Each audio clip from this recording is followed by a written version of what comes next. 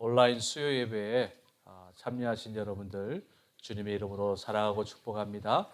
오늘도 하나님이 놀라우신 은혜가 예배드리는 각 처소에 흘러넘치기를 간절히 바랍니다. 기도합니다. 사랑의 주님 감사합니다. 오늘 우리 하나님께 수요 예배로 영광 돌립니다. 온라인 예배로 드리는 각 처소에서 하나님께 예배하는 모든 하나님의 백성들 하나님께 손을 들어 축복하시고 그곳에 드리는 이 예배의 모든 순간순간이 은혜가 충만한 시간, 하나님께 홀로 영광 돌리는 은혜의 시간 될 수 있도록 성령께서 처음부터 끝까지 주관하여 주시옵소서. 감사드리며 예수님의 이름으로 간절히 기도드리옵나이다. 아멘. 십자가를 질 수 있나 주가 물어보실 때 죽기까지 따르오리 저들 대답하였다. 우리의 심령 주의 것이니 당신의 형상 만드소서. 주인도 따라 살아갈 동안 나 사랑과 충성 늘 바치오리다. 우리 함께 찬양합니다.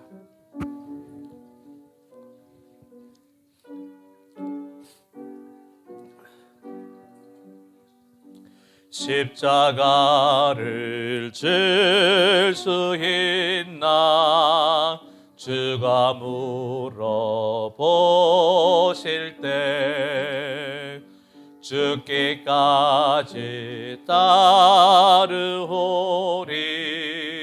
저들 대답하였다.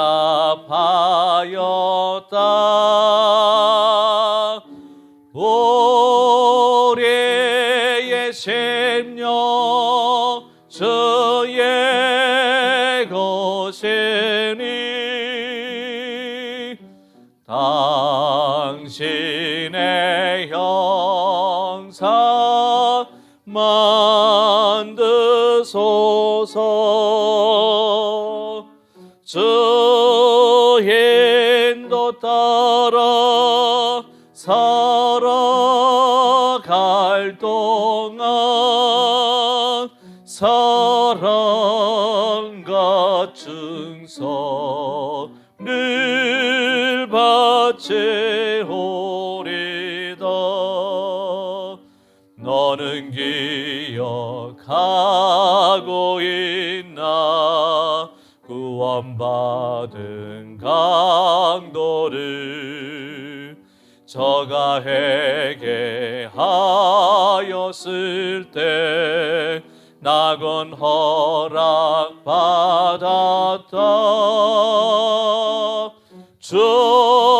주인도 따라 살아갈 동안 당신의 형상 만드소서. 주인도 따라 살아갈 동안 사랑과 충성을 바치오리다. 주께 내 혼 맡기겠나 최후 승리 믿으며 걱정 근심 모든 그늘 너를 둘러 덮을 때 우리의 심령 주의 것이니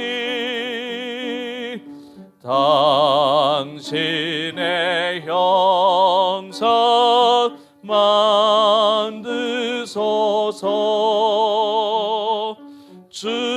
주인도 따라 살아갈 동안 사랑과 충성을 바치오리라. 이런 일 다 할 수 있나 주가 물어보실 때 용감한 자 바울처럼 선뜻 대답하리라. 오래의 심령 저의 것에는 당신의 형상 만드소서. 주 인도 따라 살아갈 동안 사랑과 충성을 바치오리다.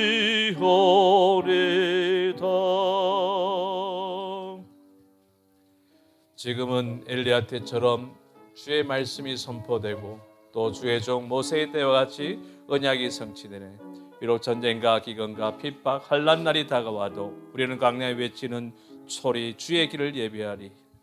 지금은 엘리야 때처럼 주 말씀이 선포되고 또 주의 종 모세의 때와 같이 언약이 성취되네. 비록 전쟁과 기근과 핍박, 환난 날이 다가와도 우리는 광야에 외치는 소리 주의 길을 예비하라. 보라 주님 구름 타시고 나팔 불 때에 다시 오시네. 모두 외치세. 이는 은혜의 해니 시온에서 구원의 힘만에. 에스겔의 환상처럼 마른 뼈가 살아나며 또 주의 종 다윗의 때와 같이 예배가 회복되네. 추수할 때가 이르러 들판은 휘어졌네. 우리는 추수할 일꾼 되어 주 말씀을 선포하리. 보라 주님 구름 타시고 나팔 불 때에 다시 오시네. 모두 외치세. 이는 은혜의 해니 시온에서 구원의 힘아. 보라 주님 보라 주님 구름 타시고 나팔 불 때에 다시 오시네. 모두 외치세. 이는 은혜의 해니 시온에서 구원이 임하네. 할렐루야. 우리 함께 기도합시다. 우리가 진정 이 마지막 때를 살아가는 우리들이 주님께서 구름 타고 나팔 부시고 다시 오실 그 때를 우리가 기다리며 살아가는 것이죠. 이 은혜의 해에 우리가 주님의 놀라우신 그 은혜 속에 구원의 감격을 누리는 우리들이 그날을 소망하며 십자가를 지고 달려가는 우리 모두가 되게 해달라고, 오늘 또 이 시간 우리가 하나님의 귀한 말씀을 배우고자 합니다.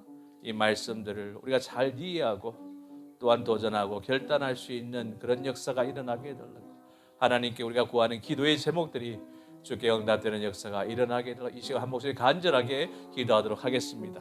사랑해 주님 감사합니다. 오늘 또 우리가 주 앞에 나와 하나님께 예배합니다. 하나님이 놀라우신 그 은혜 속에서 구원의 백성으로 살아가는 귀한 백성들, 진짜 우리에게 주어진 그 구원의 간격 속에서 다시 오실 주님을 소망하며 살아가는 우리들입니다. 우리 이 마지막 때를 살아가는 우리들이 어떠한 삶을 살아야 됩니까? 바로 주님을 간절히 바라는 그런 마음으로 우리가 정말 이처럼 주를 바라보고 나가는 귀한 신앙이 우리한테 주어져야 되는데, 우리는 세상을 쫓아 살아갈 때가 되고 말씀을 이 시간 고백합니다. 우리 어리석음을 용서해 주시옵소서. 정말 주님께서 이 땅에서 걸어가셨던 그 십자가의 길을 우리가 걸어가야 하는 것을 한순간도 잊지 않고 주님 걸어가신 그 길을 위해 힘써 달려가게 하여 주시옵소서. 그래서 정말 주님의 영광을 위해서 주님의 뜻이 이 땅에 잘 내려지는 그런 역사들이 일어날 수 있는데 귀하게 쓰임받는 우리 모두가 될 수 있도록 주님 인도하여 주시옵소서. 오늘도 우리가 진짜 이런 가지는 소망으로 이렇게 나왔습니다. 이 소망이 정말 주님 오시는 그날까지 우리가 멈추지 않고 나아갈 수 있도록 인도하여 주시옵소서. 오늘 주신 말씀으로 도전하고 결단합니다. 하나님 그 지혜를 주시고 성령의 역사 속에서 이 말씀들을 이해하고 정말 우리가 이 말씀대로 도전하고 결단할 수 있도록 인도하시며 주께 간절히 구할 때에 그 모든 기도의 제목들이 주께 응답되게 하여 주시옵소서. 하나님 아버지, 오늘 우리가 드린 이 예배를 주께서 기뻐 받으실 줄 믿사오며 예수님의 이름으로 간절히 기도드리옵나이다. 아멘. 예, 주님의 이름으로 사랑하고 축복합니다. 예, 오늘 우리가 학개서 말씀을 가지고 함께 생각을 해보고자 합니다. 우리가 학개서 이 제목은 저자의 이름을 따라서 학개라 이렇게 정했고요. 이 학개의 이 원문은 하가이, 축제의 그런 뜻으로 여호와의 축제라는 뜻으로 여호와의 축제라는 의미가 있는 하가이의 축약형으로 이 제목이 쓰여졌습니다. 저자는 물론 우리가 이 성경의 내용들 그리고 또 에스라서의 그 언급에 비추어 볼 때에 저자는 선지자 학개라는 사실을 우리가 분명히 알 수가 있고요. 그는 성전 재건 사역을 촉구하고 독려한 첫 번째 선지자로 그에 대한 구체적인 이력은 잘 알려져 있지는 않습니다. 그래 기록 연대를 우리가 보게 되면 본서에 기록된 네 편의 예언의 초두에 각각 명확하게 기록 시점을 밝히고 있는데 페르시아 제3대 왕인 다리오 1세 제2년 곧 BC 520년 9월에서 12월 이 넉 달 사이에 짧은 기간에 기록되어졌다라고 보고 있습니다. 그럼 어떤 수신자를 대상으로 이 말씀이 주어졌느냐? 제1차 포로 기한 직후인 BC 536년 성전 재건 공사를 개시하였지만 사마리아인들의 방해 등으로 정초 식로 마치고 중단된 뒤로 영적 무관심과 나태로 16년 동안이나 성전을 황폐한 채로 방치하여 두고 자신들의 육적 안위만을 추구하게 급급했던 바로 제1차 포로기한 시대의 선민을 대상으로 하고 있습니다. 내용을 요약하면 바벨론 포로기한 세대의 선민을 향한 중단된 예루살렘 새 성전 사역 재개 촉구와 그러한 촉구에 순종하여서 새 성전 재건 사역을 재개한 이후에도 새 성전의 왜소함으로 인해서 실망하고 다시 중단할 위기에 처했던 많은 어려움 등을 극복해야만 하였던 당시의 선민들을 위로하고 격려하고 또한 성전 재건을 완숙케 하기 위한 약속의 메시지가 바로 이 학개서에 제시되고 있다는 것이죠. 우리 학개서의 기본적인 그런 이해를 우리가 좀 살펴보면요. 스룹바벨 제2성전 건축 공사의 재개를 촉구하는 이 네 편의 단편 예언 선집으로 되어 있는데 학개서는 12권의 소선지서 중에서 10번째 책으로서 바빌론 포로 기한 이후에 쓰여진 세 권의 책, 즉 학개서, 스가랴서, 말라기서 중에서 바로 첫 번째 책에 해당됩니다. 학개서는 BC 520년 6월 재개된 스룹바벨 제2성전 건축 공사의 전후 상황을 배경으로 제2성전 건축 공사의 재개를 촉구하거나 어렵사리 전개된 공사의 계속을 격려하기 위해서 선포된 네 편의 단편 예언들이다라고 보시면 됩니다. BC 538년 바빌론 제국을 완전 정복하고 바사 제국을 세웠던 고레서 대왕은 자신의 새 제국의 조속한 안정책의 일환으로 전날 그전 바벨론 사람들에 의해서 바벨론 인근 지역으로 강제 이주되었던 여러 약소 민족들의 본토 귀환과 국가 재건을 허락하였다는 것이죠. 고레스의 칙령, 특필 칙령에 의해서 유대인 출신 포로들도 각자의 의사에 따라서 귀환해서 예루살렘 도성과 성전을 재건할 수 있게 되었던 것입니다.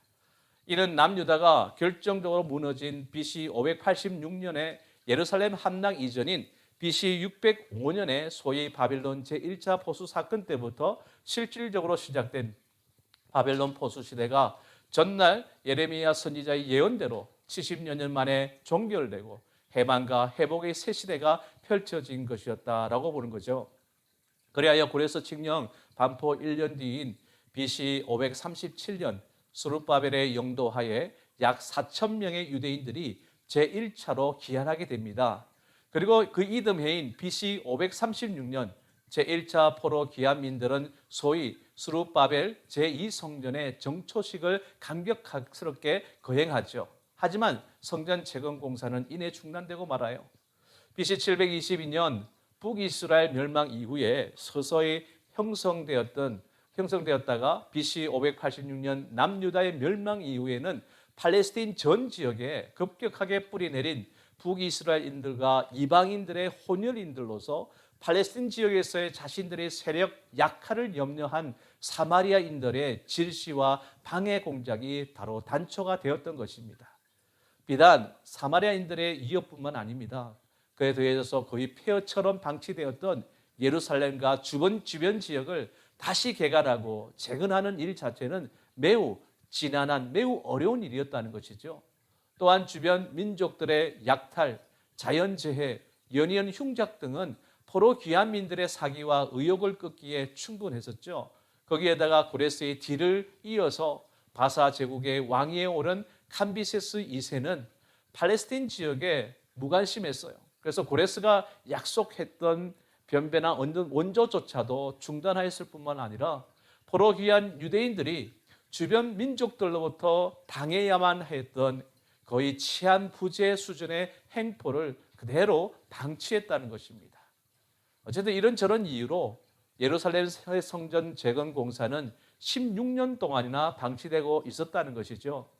하지만 포로고 귀한 세대의 새 이스라엘 백성에게 있어서 새 성전은 그들이 다시 갖추어야 할 여러 사회 기반 시설물들 중에 하나에 그치는 것이 결코 아니었어요.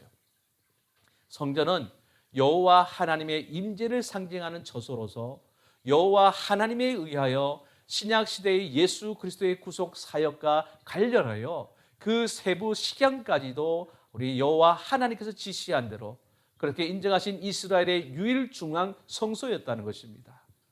따라서 성전이 예루살렘에 존재한다는 것은 절대 초월자이신 여호와 하나님께서 이스라엘 백성 가운데 거하시고 이스라엘은 여호와를 중심으로 살아가고 있음을 의미하는 것이었어요.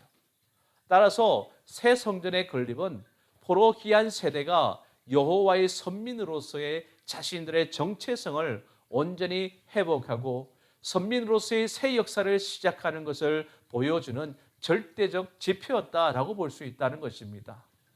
이러한 새 성전의 재건 공사가 16년간이나 방치되고 있었다는 사실은 결국 포로 귀한 세대의 선민으로서의 정체성과 역사의식이 흔들리며 사라지고 있다는 것을 보여주는 것이었어요.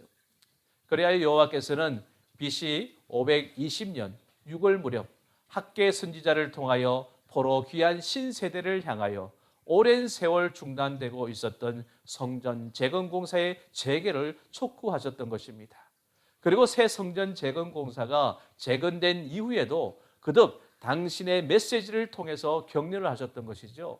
그리고 학계 선지자보다 약 2개월 뒤에 우리 학계 다음 주에 살펴보겠지만 스가랴 선지자도 일어나서 성전 재건 사업을 독려했다는 것입니다. 그 결과 BC 520년 6월 말쯤 재개된 새 성전 재건 사업은 BC 516년 10월 마침내 완공을 보게 되었다는 것입니다. 학계 선지자는 우리가 학계 2장 3절의 본문 내용으로 추정해 볼 때에 BC 586년에 파괴되었던 솔로몬 제1성전을 직접 부활석으로 우리가 추정할 수가 있습니다. 그리고 본서에 수록된 그의 단편 예언들은 BC 520년 6월 선포된 것이 확실하다고 볼 수 있어요. 그렇다면 학계는 매우 늙어서 본서에 기록된 단편 예언들을 선포하는 예언 활동을 하였던 셈인 것이죠. 반면 스가랴는 자신의 책 전반부에 학계 선지자와 거의 동일한 시기에 선포한 새 성전 재건 공사 독려를 위한 일련의 예언을 기록하고 후반부에는 그로부터 약 40년이 지난 후 BC 480년, 470년 사이에 수여된 메시아 관련 예언들을 수록하고 있다는 것입니다. 다시 말해서 스가랴는 매우 젊은 시절에 학계와 함께 예루살렘 새 성전 건축 사업을 독려하는 예언 활동을 했다는 것이죠. 이로써 우리는 신구 세대 출신의 두 선지자가 나란히 포로 귀한 신세대의 이스라엘 백성들을 향하여서 예루살렘 새 성전의 재건을 촉구하는 아름다운 장면을 우리가 연상할 수 있다는 것입니다. 한편 우리는 여타 예언서들의 경우도 마찬가지이지만 학계 선지자의 활동 역시 본서에 수록된 단편 예언들의 선포에만 국한된 것으로 단정해서는 아니 된다는 거죠. 모든 선지자들의 경우 예언 선포 행위 자체와 이의 문서로서의 기록은 별개의 작업입니다. 예루살렘 새 성전 재건 공사의 재개를 촉구하는 예언 활동을 본격적으로 시작한 BC 520년 무렵의 노 선지자 학계의 경우도 그 이전에 이미 선지자로서 활동하고 있었을 가능성도 충분하다는 것이죠.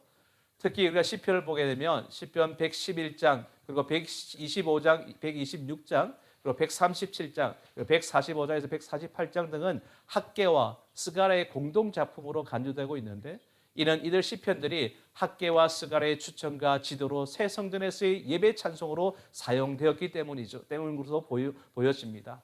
그러므로 학개는 본서에 기록된 단편 예언들을 선포하는 사역 이후에도 상당 기간 포로 귀한 신세대의 종교 지도자로서 활발하게 활동하였을 것이 분명하다는 것이죠. 이스라엘 포로 귀한 신세대의 예루살렘 새 성전 재건의 본질은 여호와를 중심으로 살아가는 선민으로서의 진정한 삶의 정립이었어요. 여호와와 그분의 말씀을 중심으로 살아가는 삶은 우리 성도에게 영원히 요청되는 삶의 원형이지 않습니까? 따라서 본질적 의미에서 새 성전의 재건을 외친 학개의 메시지는 영원히 살아있다는 것입니다. 특히 신약에서 바울 사도는 성령이 내주하시는 터전으로서 우리 각자를 성전으로 묘사하고 있지 않습니까?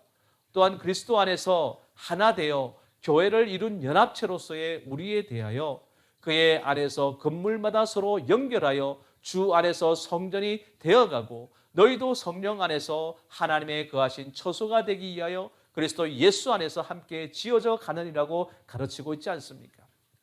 그러므로 이 순간 성전을 중심으로 살아가야 하는 우리 삶의 실상과 성전으로서의 우리 자체와 우리 교회의 현실을 새삼 되돌아볼 수 있는 그런 기회가 바로 이 학개서를 통해서 우리가 찾아볼 수 있는 대목일 것입니다. 그러면 우리가 이 학개서의 내용을 좀 세분화해서 구체적으로 한번 살펴보겠습니다. 학개서는 전 2장에 걸쳐서 4편의 단편 예언들을 수록하고 있어요. 이 4편의 단편 예언들은 그 첫머리에 각 예언의 선포 시기와 1차 수신자를 명기하고 있어서 명확하게 구분되고 있다는 것입니다. 이들 4 예언들은 예루살렘 새 성전 즉 스룹바벨 제2성전 재건 공사의 재개 시점을 기준으로 구분하면 제1 예언은 그 이전의 예언이고 제2에서 제4 예언은 공사 재개 이후의 예언들이라는 것이죠. 그리고 각 예언의 기본 동기의 관점에서 구분하자면 제1, 2 예언은 새 성전 재건 공사의 필요성이나 당위성을 강조하며 공사의 재개와 계속을 촉구 내지 독려하기 위한 예언이고요. 바로 제3, 4 예언은 새 성전에 따를 축복 약속을 제시하며 격려하게 한 예언들로 나눌 수가 있다는 것입니다. 그럼 구체적으로 각 예언의 내용들을 한번 보면요. 첫 번째 제1 예언인 이 1장을 보게 되면 먼저 1절은 첫 번째 설교가 선포된 시기와 그 1장 1차 대상을 밝히고 있다는 것입니다. 학개의 첫 번째 설교는 다리오 왕 제2년 곧 BC 520년 6월 1일에 선포된 말씀으로서 이때는 성전 재건 사업이 중단된 지 약 16년이 되는 때였어요. 성전 재건 사업은 BC 536년 2월에 시작되어서 전 지대를 놓던 중에 중단되었기에 그해 아마 그해 5, 6월경에 중단되었을 것입니다. 또한 학개의 첫 번째 설교는 스룹바벨과 요수아를 직접적 대상으로 하여 선포되었는데 이들은 각각 유다 총독과 대제사장으로서 당시 포로 귀한 선민들을 대표할 뿐만 아니라 성전 재건의 책임도 지고 있었다는 것이죠. 특히 스룹바벨은 정치 지도자로서 성전 건축에 대한 총괄적인 책임을 지고 있었던 바 제2성전이 스룹바벨 성전으로 불리는 것도 바로 이 때문입니다. 그런 유다 제19대 왕인 여호야긴의 자손으로서 다윗의 혈통을 이어받았고요. 그리고 여호수아는 예루살렘이 멸망할 당시 사로잡혀서 하마 땅에서 처형된 대제사장 스라야의 아들로서 바벨론의 포로로 잡혀간 요사닥의 아들이기도 합니다. 그리고 이어지는 2절에는 하나님께서 이스라엘 백성들이 성전 재건 사역을 미루는 현실을 지적하고 있는 내용을 다루고 있어요. 이스라엘 백성들이 성전을 건축할 시기가 아직 이르지 않았다고 주장하고 있는 것은 아마도 예레미야에 의해서 예언된 70년의 그 포로 기간이 아직 끝나지 않았다고 여겼거나, 또한 성전 건축이 중단된 후 성전 건축에 대한 바사왕의 재가가 나지 않았던 것이 바로 그 표면적인 이유일 것입니다. 하지만 실제적인 이유는 제3절 이하의 내용을 통해서 확인할 수 있는 것처럼 그들이 오직 자기들의 육신의 안위만을 추구하며 영적 무관심과 나태에 빠진 까닭이었다고 설명하고 있어요. 따라서 그들은 하나님으로부터 준엄한 책망을 듣지 않을 수 없었던 것입니다. 그리고 이어지는 3절 11절은 하나님께서 학개 선지자를 통하여 성전을 황폐한 채로 방치한 백성들의 영적 무관심과 영적 나태를 지적하고, 이에서 비롯된 그들의 피폐한 현실을 지적하며 성전 재건 사업을 재개할 것을 촉구하고 있는 내용이에요.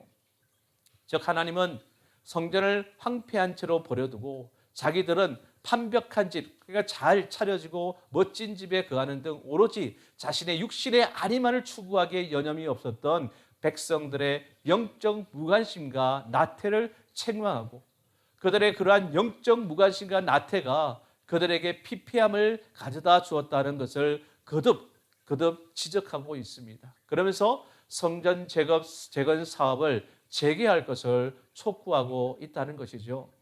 우리는 1장의 이 첫 예언의 메시지를 통해서 보면 오늘날 우리들 성도들의 삶의 태도가 어떠한지를 돌아보게 한다는 것입니다.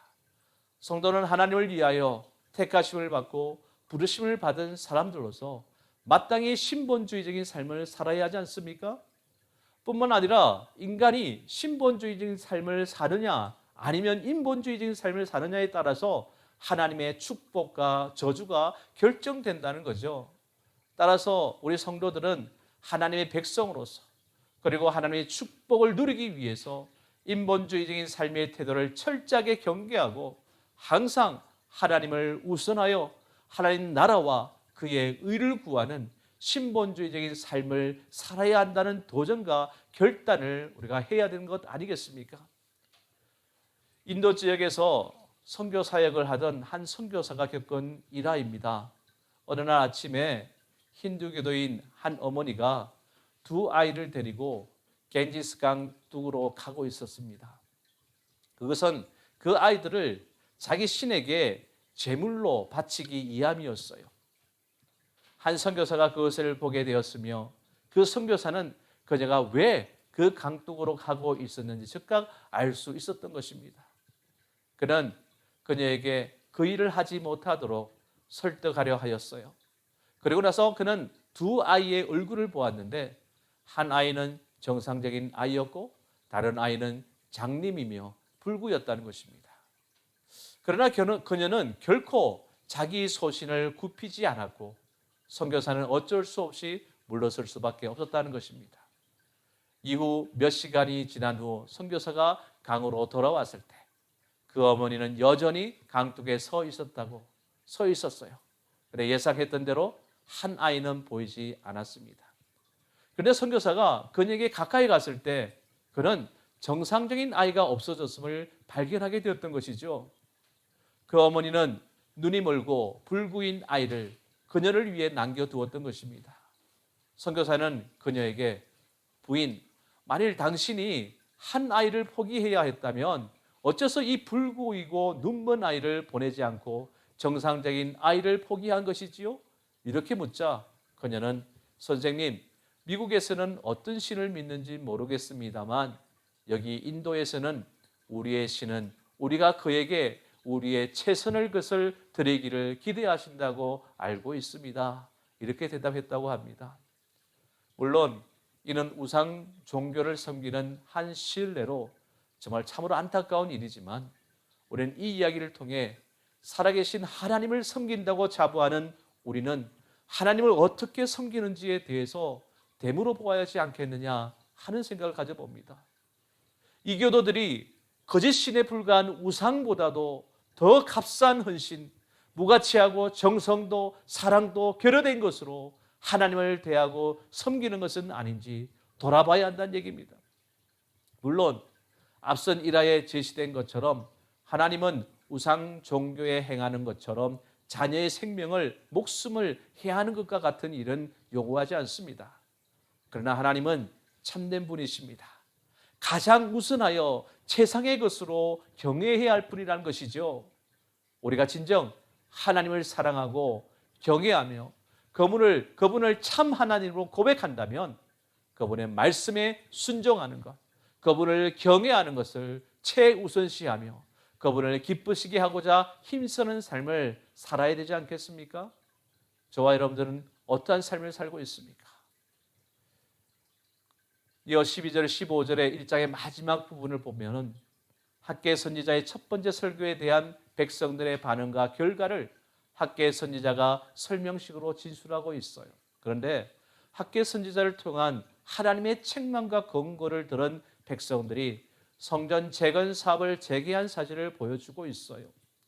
그런데 여기서 백성들이 성전 재건 사업을 첫 설교를 들은 때로부터 23일 만에 재개한 것은 아마도 당시가 추수 때로서 일단 서둘러 추수를 마치고자 하였기 때문일 것이다, 이렇게 볼 수 있습니다. 따라서 백성들이 첫 설교가 있은 지 23일 만에 성전 재건 사업을 재개한 것은 순종을 지체한 것이 아니라 매우 신속히 순종한 것이라 볼 수 있다는 것입니다. 이렇게 16년 동안이나 중단되었던 성전 재건 공사는 마침내 다시 진행되었으며 이때로부터 4년 6개월 정도가 지난 다리오 제6년 BC 516년에 마침내 성전은 완공되었고 하나님께 봉헌할 수가 있었다는 것입니다. 이러한 성전 공사 기간은 스룹바벨 성전이 비록 솔로몬 성전에 비하여 초라하다고 할지라도 그 규모 면에서는 차이가 없었을 뿐만 아니라 사마리아인들의 방해와 경제적, 환경적 어려움들, 그리고 건축 기술자들의 부족, 그리고 솔로몬 성전의 7년의 건축 기간이 소요된 점 등 이것을 고려해 볼 때 매우 짧은 것이라 아니할 수 없다는 것이죠. 이는 하나님의 책망과 권고를 들은 포로기한 선민들이 얼마나 열심을 다해 성전 건축에 임하였는지 가능케 해준다는 것입니다. 여기서 우리는 두 가지 중요한 교훈을 우리가 받을 수 있죠. 첫째는 포로기한 선민들이 하나님의 감동을 받아서 성전 재건 사업을 재개하였다는 사실에서 하나님의 일은 하나님의 감동과 공급하시는 힘을 얻어야 비로소 바르게 진행된다는 것입니다. 우리는 여기서 하나님의 일을 하기에 앞서 하나님을 의지하고 하나님께서 함께 하시기를 간구해야 한다는 점을 깨닫게 됩니다. 또 하나는 성도들은 하나님의 말씀을 들을 때에 이에 즉각적이고도 신속하게 반응해야 한다는 거예요. 하나님의 놀라운 역사는 우리가 하나님의 말씀에 신속하게 반응하여 순종할 때 나타나기 때문이죠. 성경을 보면 종종 현실적으로 불가능해 보이는 일, 심지어 무모해 보이는 일을 하나님께서 명하시고 또한 그것을 받은 자가 이에 순종하는 기사를 쉽게 보게 되지 않습니까? 현실적으로만 생각하면 이러한 하나님의 명령에 순종하는 이들의 면모는 납득이 가지 않고 어리석어 보이는 것으로 여겨질 수가 있어요.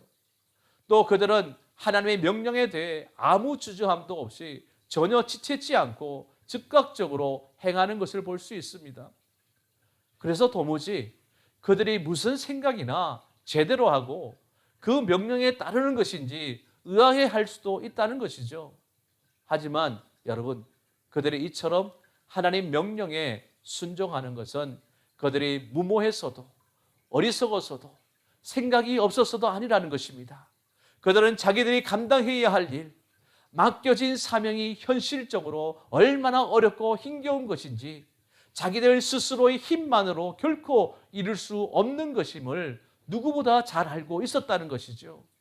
그럼에도 그들이 그 일들에 대해 주저함 없이 순종한 것은 이를 명하시는 전능하신 하나님, 선하시고 복되신 하나님께서 자신들과 함께 하신다고 약속하셨고 그 약속을 그들이 전심으로 믿었기 때문이라는 것입니다. 그리고 하나님의 약속과 그들의 그 믿음은 결코 헛것이 아니었어요. 하나님의 전능하신 능력으로 그들이 순종하는 그 일, 감당하는 일을 온전히 이루도록 하셨고 결국 그들로 믿음에 따른 형통과 축복을 체험하게 하신 것입니다. 오늘 우리들 역시도 현실적으로 어려워 보이는 일, 납득이 되지 않는 불합리해 보이는 일이라도 하나님이 말씀하신 것이라면 그대로 순종해야 한다는 것입니다.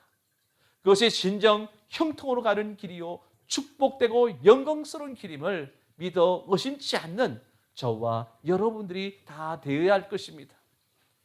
이어지는 2장 1절에서 9절은 두 번째 예언의 메시지로 새 성전의 우월한 영광 약속을 통하여 성전 재건 공사에 열심을 내도록 격려하는 것을 그 내용으로 하고 있어요.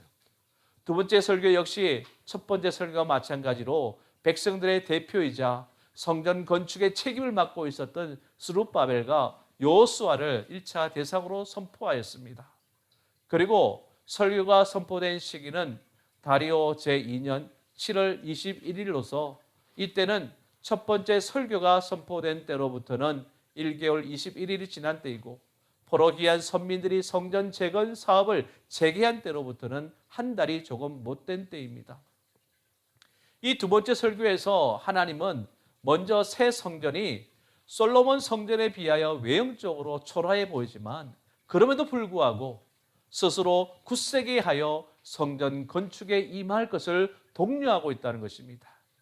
특별히 4절에서 하나님은 스스로 굳세게 하라라는 명령을 성전 건축의 총책임자인 총독 스룹바벨과 대제사장 여호수아와 포로 귀한 선민 전체를 향하여 삼중적으로 전달하시므로 포로 귀한 선민들이 마음을 강하게 하여 성전 건축에 임해야 함을 매우 강조하고 계시다는 것입니다.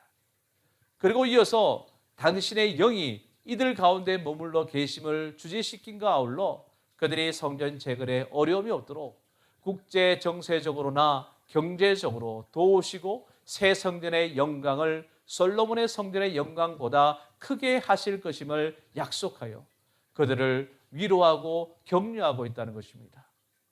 우리는 여기서 성전 건축에 임하고 있던 포로 귀한 선민들이 그들이 건축하는 제2성전의 외형적 초라함 때문에 낙심하고 있었다는 사실을 추론해 볼 수 있죠. 주지하다시피 제1성전인 솔로몬 성전은 매우 화려하게 건축된 성전으로 이는 주변 나라조차 인정할 정도였지 않습니까? 제1차 포로 귀한 자들 중에는 그 성전의 화려함을 아는 자들이 있었다는 거죠. 솔로몬 성전은 아주 오랜 준비 기간을 거쳐서 가장 좋은 재료와 가장 훌륭한 기술자들에 의해서 건축되었을 뿐만 아니라 은과 금 등으로 치장되었습니다. 포로기 이전에 포로 귀한 선민들은 그처럼 화려한 성전에 대하여 그 자긍심이 대단했다는 것입니다.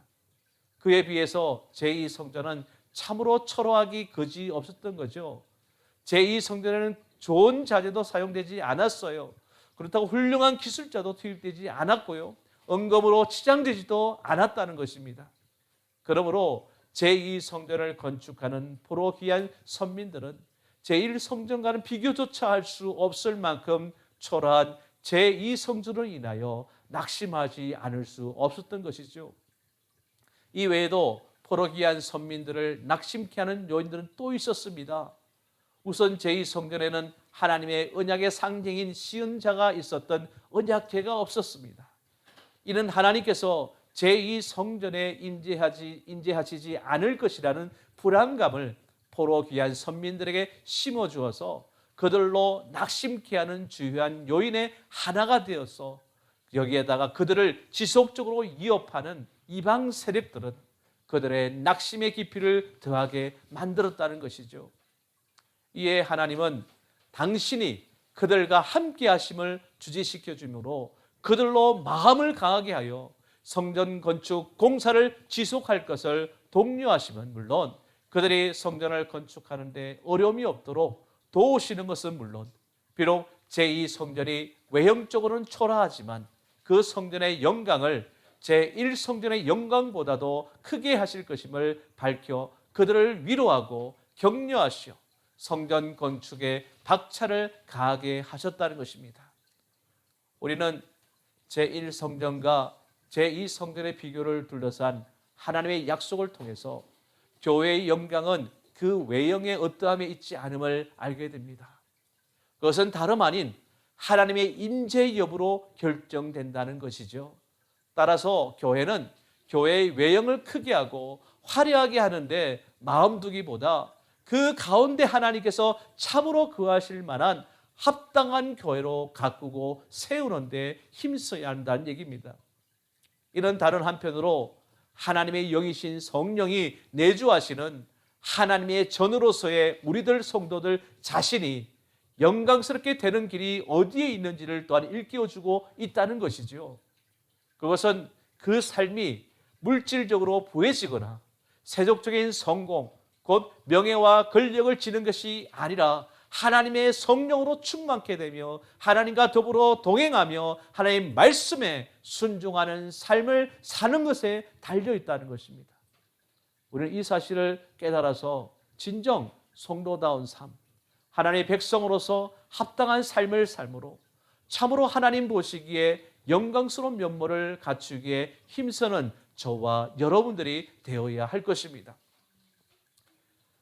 그리고 이제 이어지는 우리가 말씀 속에서도 사람은 우리가 일시적으로 선한 뜻을 품는다고 해도 주변의 환경과 형편에 따라서 그 뜻을 굽히거나 포기할 때가 참 많지 않습니까?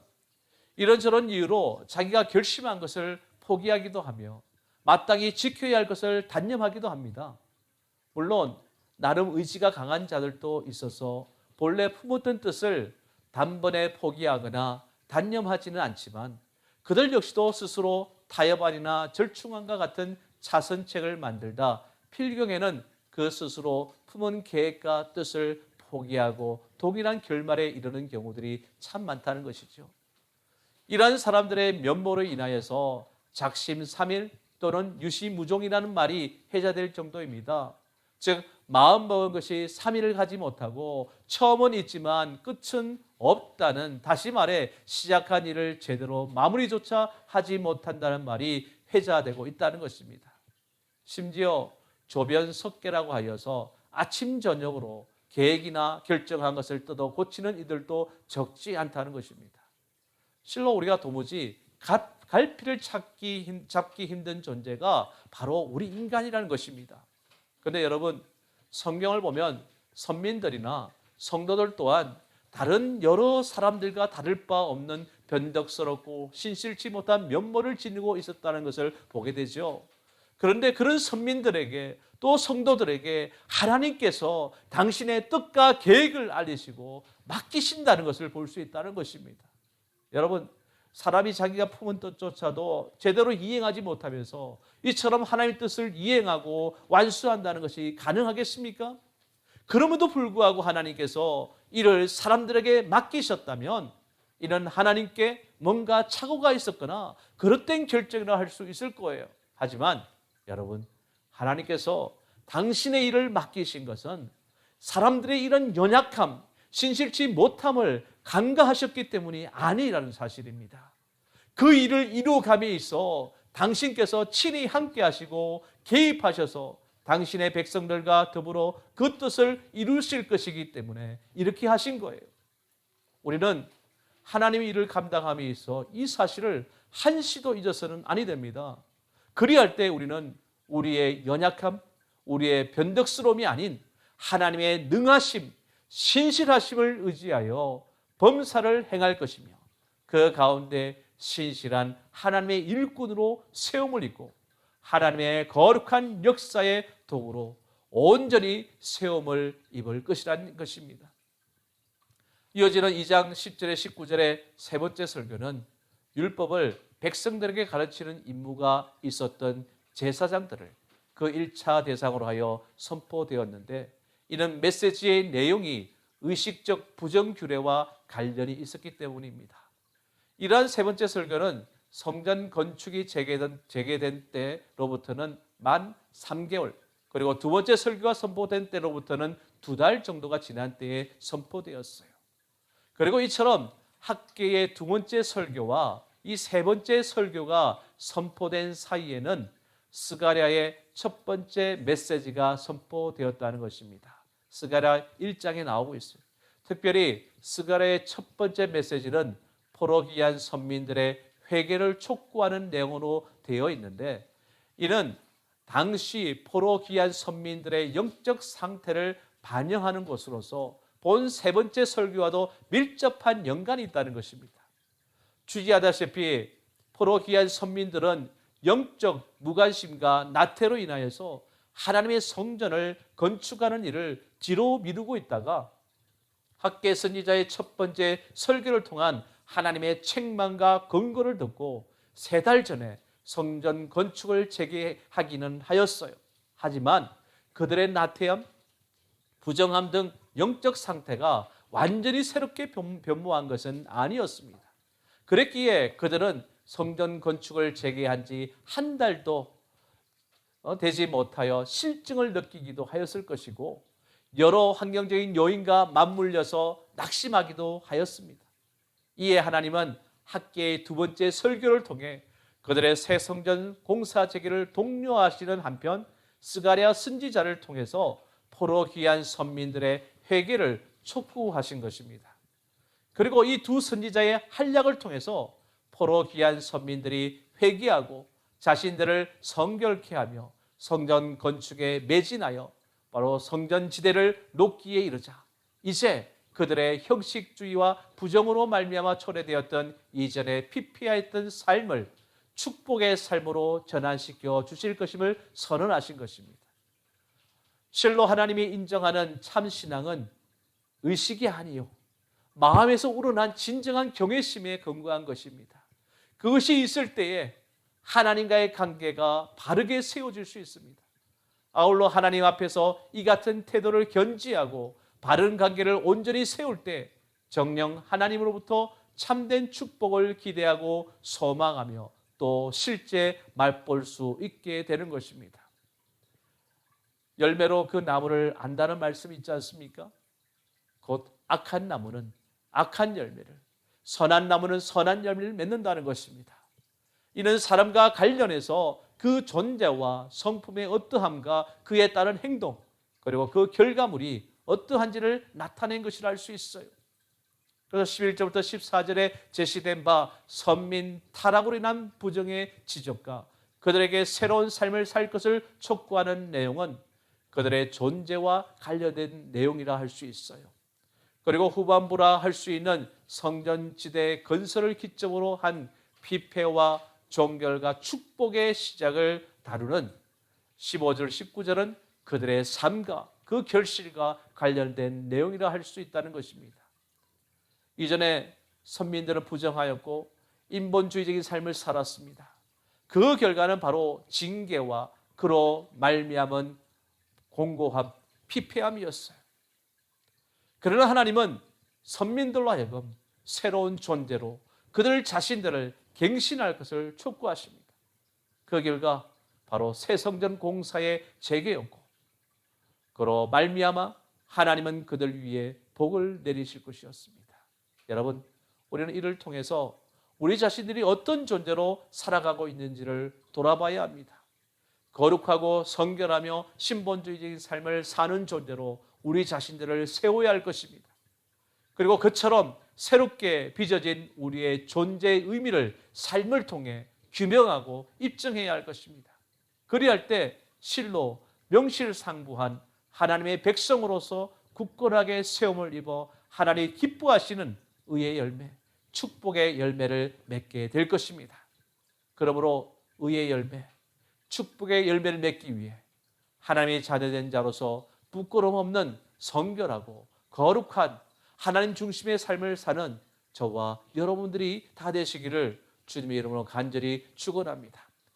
마지막 네 번째 설교인 2장 20절부터 23절까지의 말씀은 세 번째 설교와 같은 날에 선포된 것으로서 스룹바벨 한 사람을 대상으로 선포되었고 종말론적 열국 심판 예언 및 그의 복된 피택과 위임의 약속을 그 내용으로 하고 있다는 것입니다.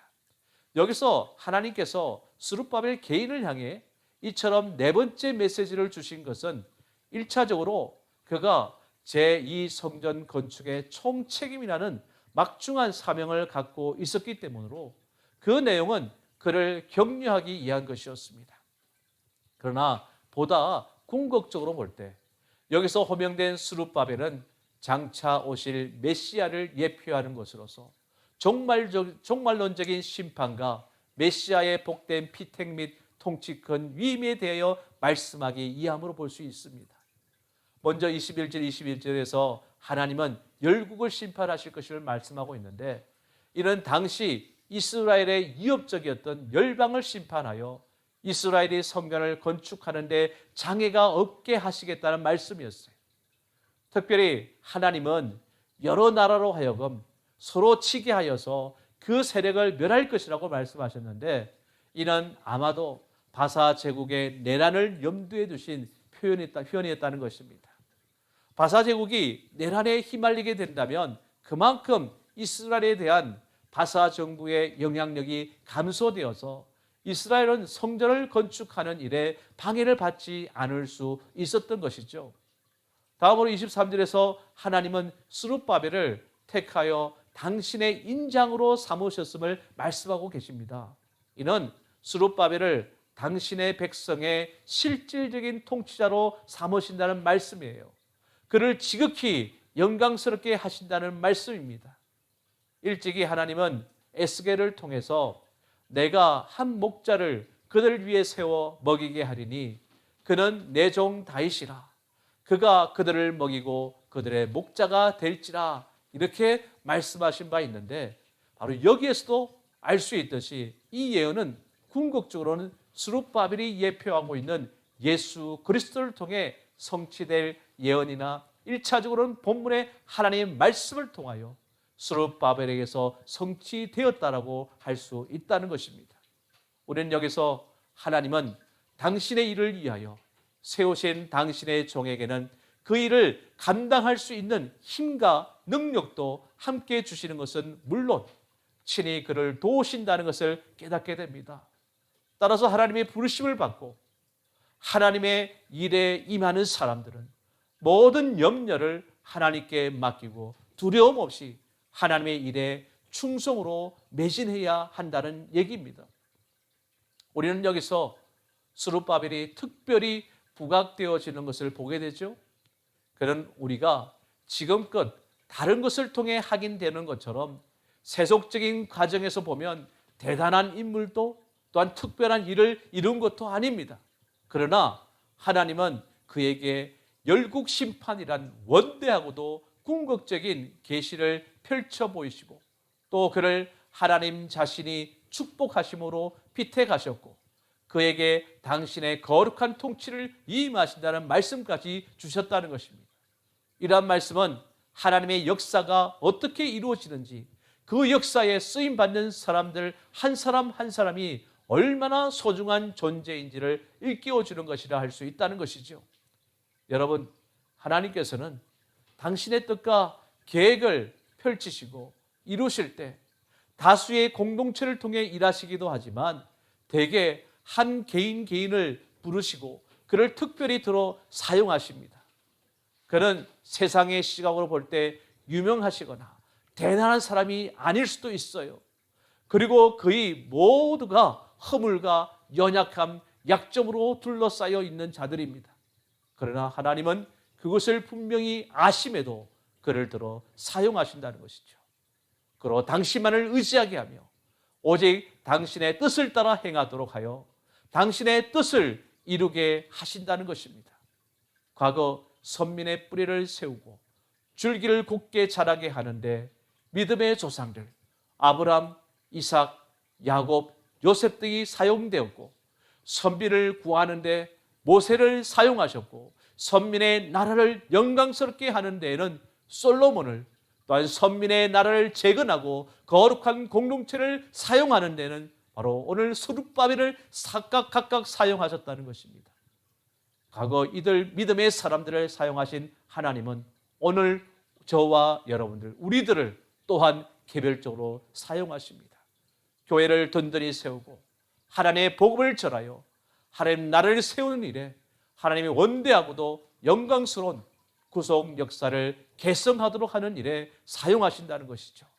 이 사실을 안다면 우리는 우리가 어떠한 상황에 처하든 얼마나 미약하든 그에 개의치 않고 오직 부르심에 순종하여 헌신하고 충성하는 삶을 살아야 할 것입니다. 그리고 이러한 삶을 산 자만이 참으로 하나님께서 기억하시는 자임을 아시고 하나님께 인정받고 기억하시는 하나님의 귀한 종들이 저와 여러분들이 다 될 수 있기를 주님의 이름으로 간절히 축원합니다. 우리 오늘 밖에서의 말씀을 생각하면서 함께 찬양합시다. 주가 일하십니다. 주가 일하십니다.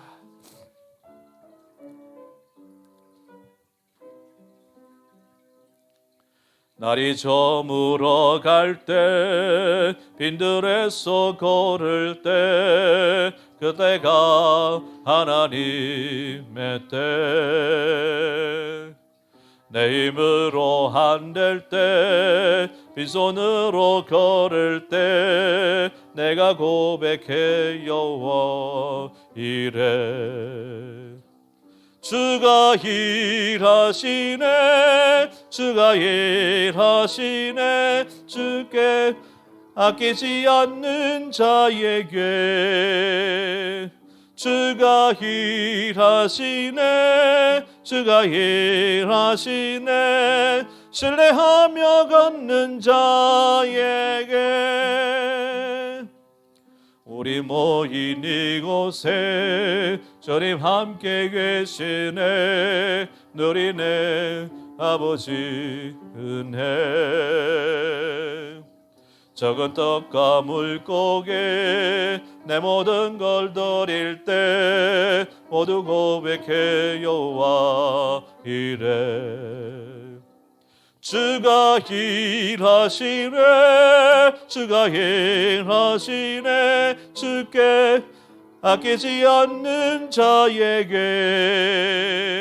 주가 일하시네 주가 일하시네 신뢰하며 걷는 자에게 주가 일하시네 주가 일하시네 주가 일하시네 주께 아끼지 않는 자에게 주가 일하시네 주가 일하시네 신뢰하며 걷는 자에게 우리 함께 기도합시다. 하나님께서 택한 이스라엘 백성들 하나님의 뜻을 거스림으로 인해서 결국은 하나님의 심판을 받았습니다. 유다가 바벨론으로 이처럼 멸망당하여서 바벨론을 70년 동안 종노로 타다가 하나님의 약속대로 이 바사지고 고레스 왕 때 그들이 다시 돌아오게 되지요.